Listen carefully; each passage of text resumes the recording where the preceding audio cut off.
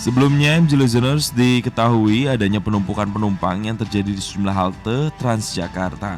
Hal ini disebabkan karena kartu transportasi terblokir dan para penumpang tidak mengetahui adanya kebijakan baru untuk naik Transjakarta.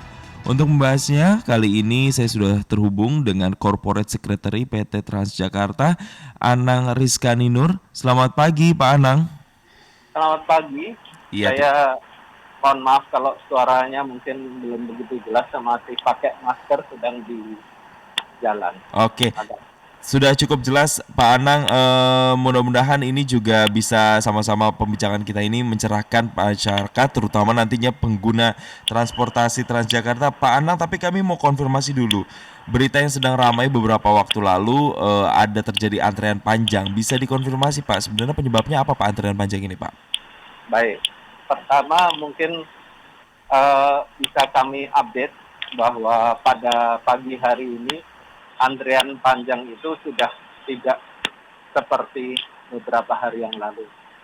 Jadi situasinya sudah lebih kondusif. Itu yang pertama.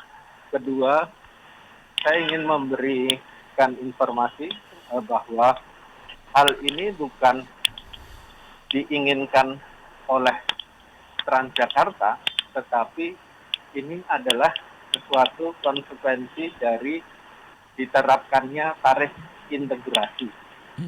Apa itu tarif integrasi? Yaitu nantinya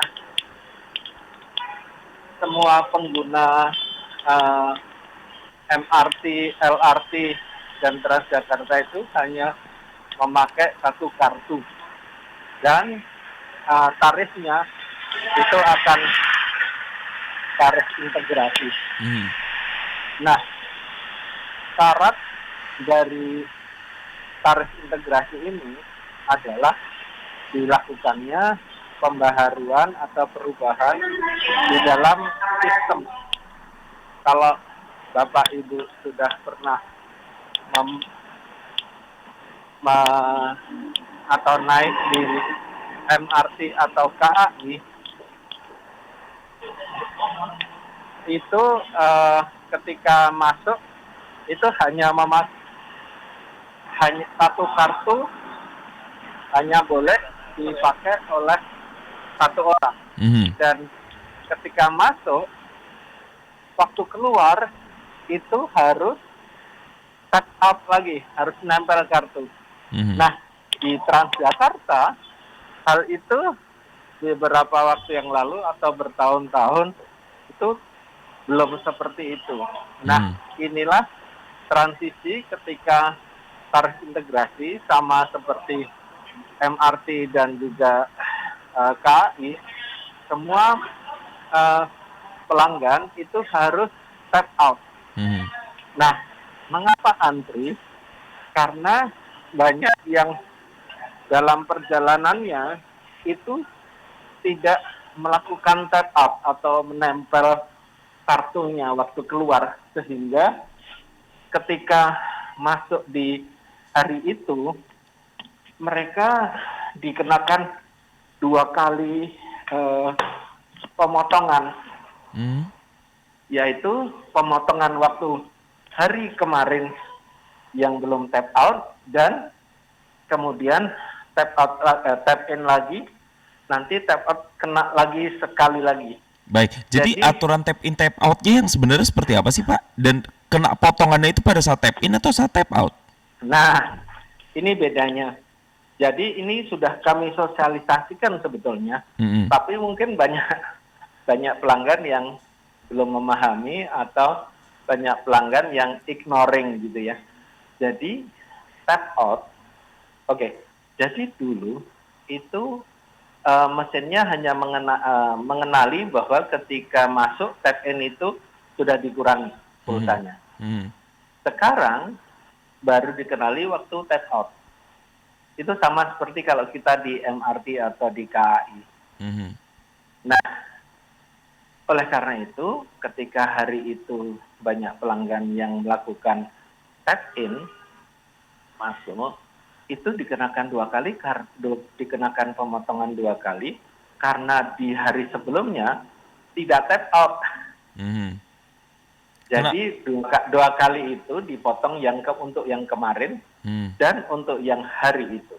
Kenapa bisa banyak pelanggan yang terjadi dipotong karena tidak tap out di hari kemarin, Pak? Ya karena sistemnya sudah jadi tap out itu baru dipotong. Maksud saya begini, apakah mereka itu tidak tap out karena mereka satu mungkin nggak ngerti mereka harus tap out, atau mungkin mereka turun di kan kalau kita lihat banyak juga Pak stasiun apa namanya halte-halte Transjakarta, bukan stasiun maksud saya, yang juga memang tidak mengharuskan untuk tap out. Ada kan yang biasanya kalau saya lihat yang ada di pinggir jalan biasanya yang semacam halte kecil. Apakah itu juga pakai tap in tap out juga Pak? Harus. Dan Oke. itu sudah ada. Dan itu sudah diberitahukan. Tetapi itu tadi saya tidak ingin berspekulasi. Tapi satu, ada yang tidak tahu. Tapi mungkin ada yang tidak melakukan itu karena cepat-cepat dan sebagainya. Nah, itu bedanya. Sistem yang kita lakukan ini beda dengan tadi di MRT atau KAI. Karena kalau kita naik mikrotrans atau angkot atau di bis yang berhenti di pinggir jalan, itu kan tidak ada penjaganya, tidak disiplin melakukan tap out. Oh, jadi memang banyak yang bisa tap out, bisa keluar tanpa harus tap out karena memang banyak tidak ada penjaganya begitu ya, Pak? Betul, karena memang Transjakarta itu mengoperasikan 4.400 bus setiap harinya. Nah, kita sudah memberitahukan bahwa kalau masuk itu tap in, lalu keluar tap out. Karena kalau tidak tap out, maka di perjalanan berikutnya akan dikurangi hasil dari yang kemarin.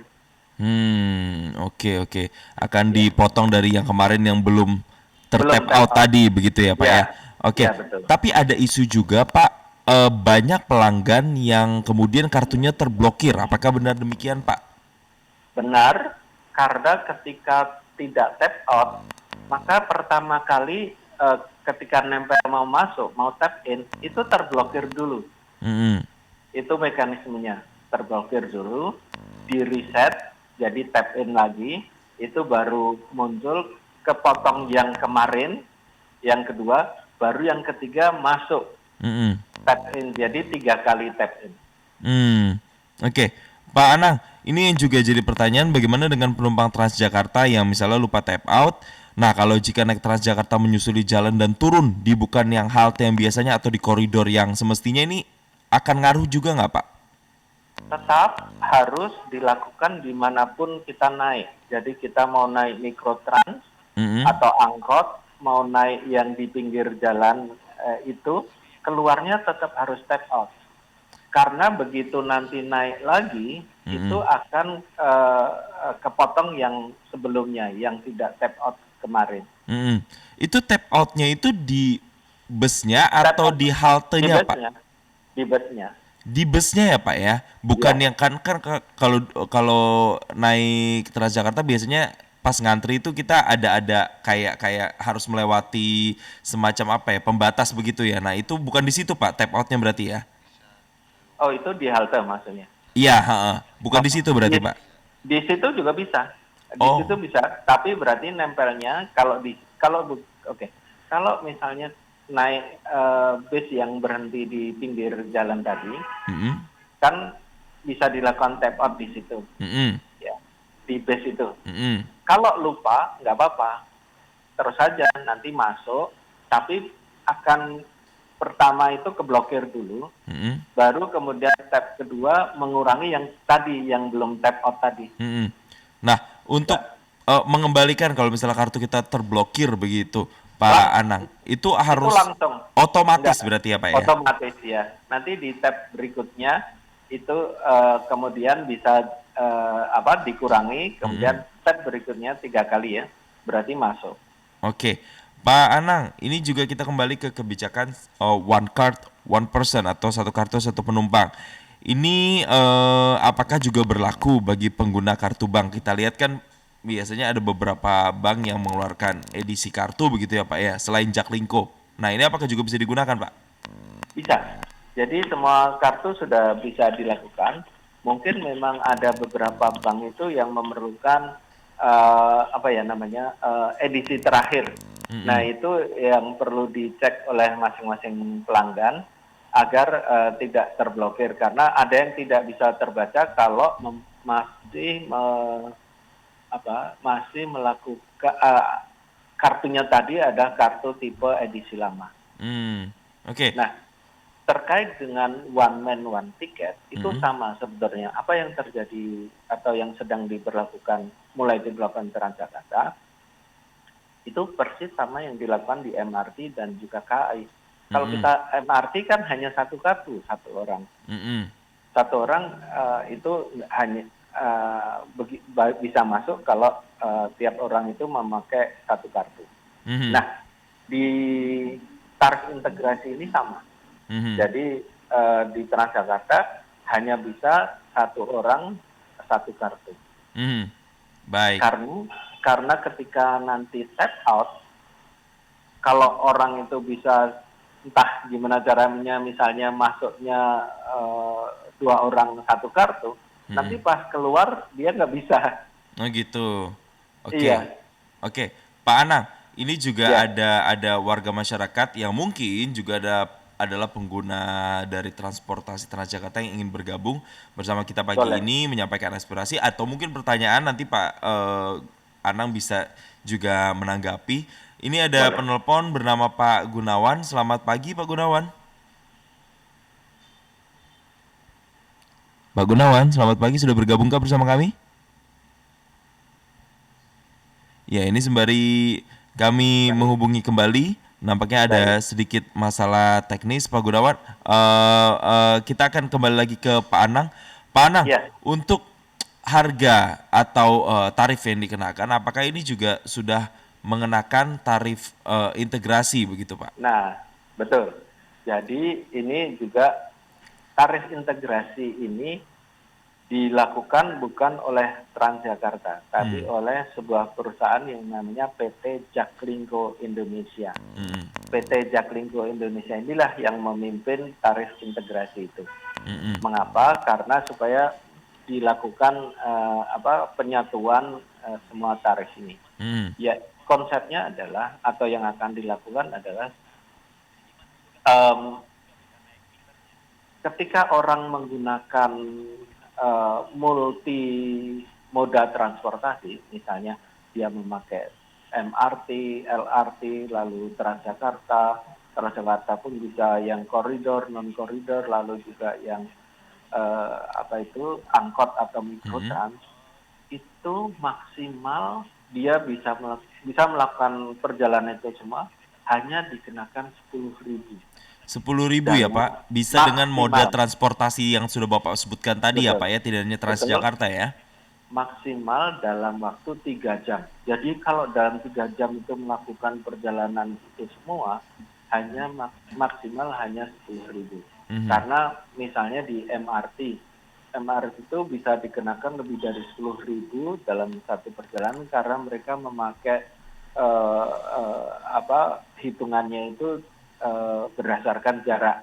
Nah, itu semua nantinya dengan tarif integrasi itu, meskipun jaraknya maksimal di MRT misalnya, terus naik Transjakarta, itu tetap hanya 10.000. Kalau itu dilakukan dalam waktu 3 jam. Dalam waktu 3 jam dikenakan tarif 10.000 saja dan bisa menggunakan lebih dari satu moda transportasi. Betul. Baik, Pak Anang, kita tersambung dengan salah satu masyarakat, Pak Gunawan, yang tersambung kembali bersama kami. Selamat pagi Pak Gunawan.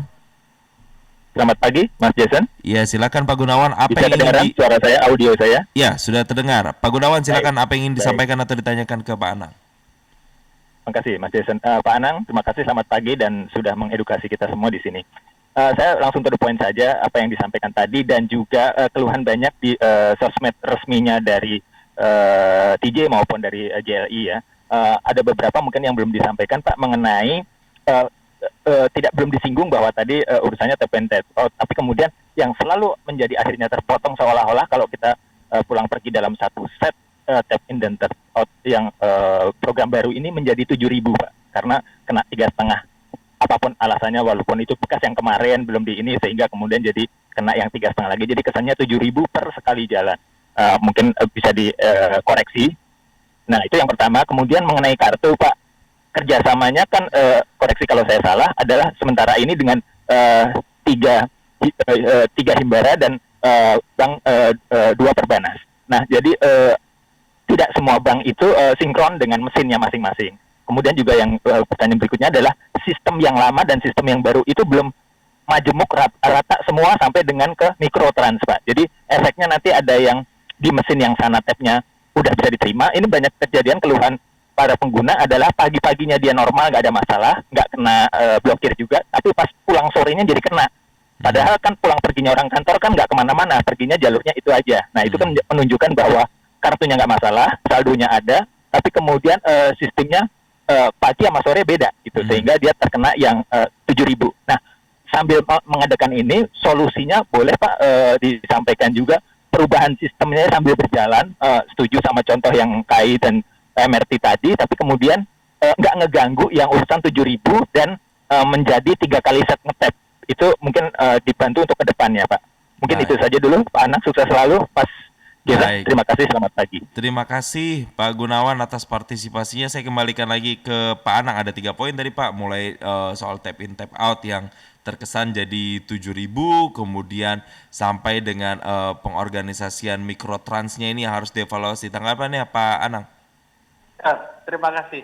Kalau saya menyimak tadi pertanyaannya Pak Gunawan, nampaknya Pak Gunawan ini memang pengguna transportasi publik yang setia. Terima kasih Pak. Yang pertama bahwa yang tadi dilakukan seolah-olah 7.000, memang kalau sebelumnya itu menggunakan dan tidak tap out akan menjadi 2 kali pemotongannya, jadi memang 7.000. Tetapi kalau memang tidak melakukan tetapi tetap kena potong, jadi kemarin pun sudah tap out tapi hari ini kena potong, maka dipersilakan, sudah kami informasikan di media sosial kami, silakan menghubungi website dan teleponnya PT Jaklingko Indonesia. Itu yang pertama. Yang kedua berkaitan dengan mikrotrans.